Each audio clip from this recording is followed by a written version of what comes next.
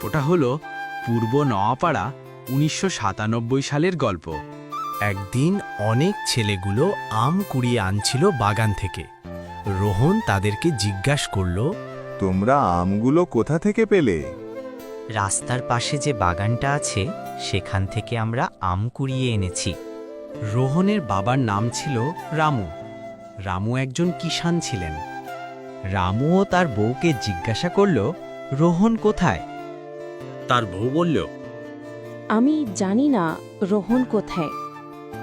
কিছুক্ষণ পর রোহন চলে এলো। রোহন তার মাকে বলল, মা, আমি কালকে ভোরবেলা আম করাতে যাব। ঠিক আছে, সকাল সকাল যাস।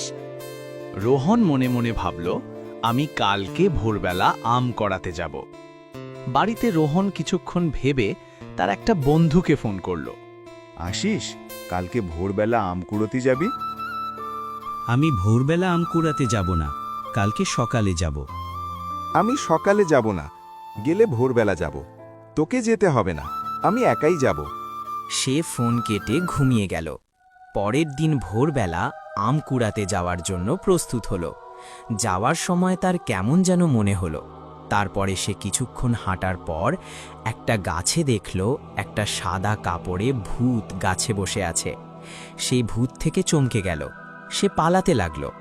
এক লাফে তাদের বাড়ি চলে এলো। পরের দিন কাউকে কিছু বলেনি। সে মনে মনে ভাবল, আমি আর কোনো দিনও ভোরবেলা আম কুড়াতে যাব না। এটা হলো সত্যি ঘটনা।